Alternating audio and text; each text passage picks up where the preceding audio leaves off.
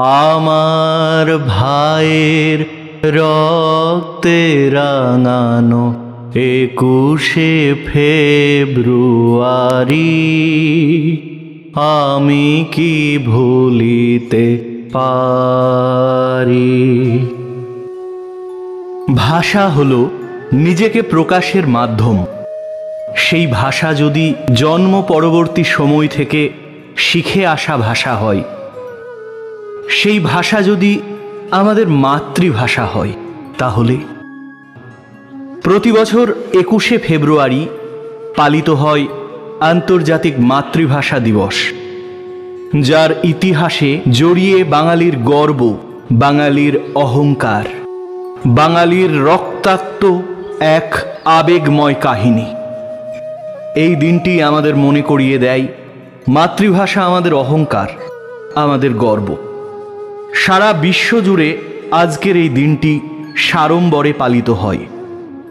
1999 খ্রিস্টাব্দে ইউনেস্কো 21শে ফেব্রুয়ারিকে আন্তর্জাতিক মাতৃভাষা দিবস হিসাবে ঘোষণা করে। 2000 সাল থেকে এই দিনটি বিশ্বব্যাপী পালিত হয়ে আসছে আন্তর্জাতিক মাতৃভাষা দিবস হিসেবে। আসুন আমরা এর ঐতিহাসিক কাহিনী সম্বন্ধে জেনে নিই। 1947 খ্রিস্টাব্দে জুলাই মাসে আলিগড় বিশ্ববিদ্যালয়ের উপাচার্য ডক্টর জিয়াউদ্দিন আহমেদ পাকিস্তানের একমাত্র রাষ্ট্রভাষা হিসেবে উর্দুর কথা বলেন। কলকাতা থেকে তার বক্তব্যের প্রতিবাদ করেন ডক্টর শহীদুল্লাহ। এরপর 1947 খ্রিস্টাব্দে ব্রিটিশ সরকার সমগ্র ভারতবর্ষকে ভেঙে ধর্মের ভিত্তিতে ভারতকে মাঝখানে রেখে পশ্চিম পাকিস্তান ও পূর্ব পাকিস্তান, বর্তমানে বাংলাদেশ, মিলিয়ে পাকিস্তান নামকরণ করেন। শুধুমাত্র ধর্মের ভিত্তিতে। মানুষের জন্যই ধর্ম, ধর্মের জন্য মানুষ নয়, কথাটি তারা ভুলে যান। পাকিস্তানের রাষ্ট্রভাষা হয় উর্দু। এরপর 1948 খ্রিস্টাব্দে রেসকোর্স ময়দানে গভর্নর মোহাম্মদ আলী জিন্না ঘোষণা করেন উর্দুই হবে পাকিস্তানের একমাত্র রাষ্ট্রভাষা।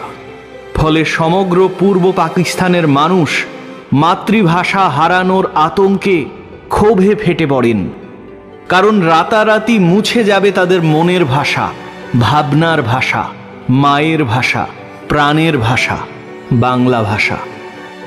কোনো সরকারি অফিস আদালতেও ব্যবহার করা যাবে না এই ভাষা। তা কি হতে পারে? তাই তো এরপর ঢাকা বিশ্ববিদ্যালয়ের ছাত্রছাত্রীরা দলবদ্ধভাবে প্রতিবাদ জানান বাংলা ভাষাকে সমমর্যাদা জানানোর উদ্দেশ্যে। পাকিস্তান সরকার 144 ধারা জারি করেন। এরপর 1952 খ্রিস্টাব্দের 21শে ফেব্রুয়ারি ঢাকা বিশ্ববিদ্যালয়ের সামনে সমবেত হন ছাত্রছাত্রীরা। প্রাণের ভাষাকে রক্ষার অঙ্গীকারে আবুল বরকত, আব্দুল জব্বার, রফিক উদ্দিন আহমেদ পুলিশের গুলিতে শহীদ হন। আব্দুস সালাম মারাত্মকভাবে আহত হয়ে ঢাকা মেডিকেল হসপিটালে ভর্তি থাকেন। 7 এপ্রিল হাসপাতালেই তার মৃত্যু হয়। এরপর আপামর জনসাধারণ ছাত্রছাত্রীদের সঙ্গে মিলে প্রতিবাদ জানাতে সমবেতভাবে এগিয়ে আসেন। ভাষা শহীদদের স্মৃতিকে অমর করে রাখবার জন্য 23শে ফেব্রুয়ারি এক রাতের মধ্যে মেডিকেল কলেজ হোস্টেল প্রাঙ্গণে গড়ে ওঠে একটি স্মৃতিস্তম্ভ, যা সরকার 26শে ফেব্রুয়ারি গুঁড়িয়ে দেয়। 21শে ফেব্রুয়ারির এই ঘটনার মধ্যে দিয়ে ভাষা আন্দোলন আরও গতি লাভ করে। 1954 সালে প্রাদেশিক পরিষদ নির্বাচনে যুক্তফ্রন্ট জয়লাভ করলে 7 মে অনুষ্ঠিত গণপরিষদের অধিবেশনে বাংলাকে পাকিস্তানের অন্যতম রাষ্ট্রভাষা হিসেবে স্বীকৃতি দেওয়া হয়।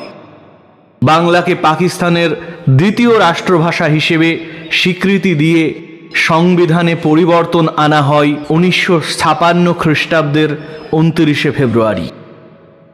এরপর অবশেষে 1999 খ্রিস্টাব্দের 17 নভেম্বর অনুষ্ঠিত ইউনেস্কোর প্যারিস অধিবেশনে প্রস্তাব উত্থাপন করা হয় ও এতে 188টি দেশ সমর্থন জানায় এবং 21 ফেব্রুয়ারিকে আন্তর্জাতিক মাতৃভাষা দিবস হিসেবে ঘোষণা করা হয়।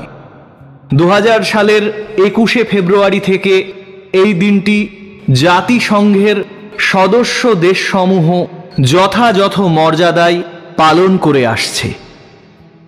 অবশেষে 2010 সালের 21 অক্টোবর বৃহস্পতিবার জাতিসংঘ সাধারণ পরিষদের 65তম অধিবেশনে মাতৃভাষা দিবস পালন সংক্রান্ত একটি প্রস্তাব সর্বসম্মতভাবে পাশ হয় এবং সর্বব্যাপী 21 ফেব্রুয়ারি আন্তর্জাতিক মাতৃভাষা দিবস হিসেবে পালন করা হয়। যখনই বাংলা ভাষা উচ্চারিত হবে তখনই শহীদ মিনারের সেই শহীদ ভাইদের রক্তাক্ত স্মৃতিকে স্মরণ করতে হবে আমাদের। এক মনে এক প্রাণে গাইতে হবে, আমার ভাইয়ের রক্তে রাঙানো 21 ফেব্রুয়ারি আমি কি ভুলিতে পারি। আমার ভাইয়ের রক্তে রাঙানো 21 ফেব্রুয়ারি আমি কি ভুলিতে পারি।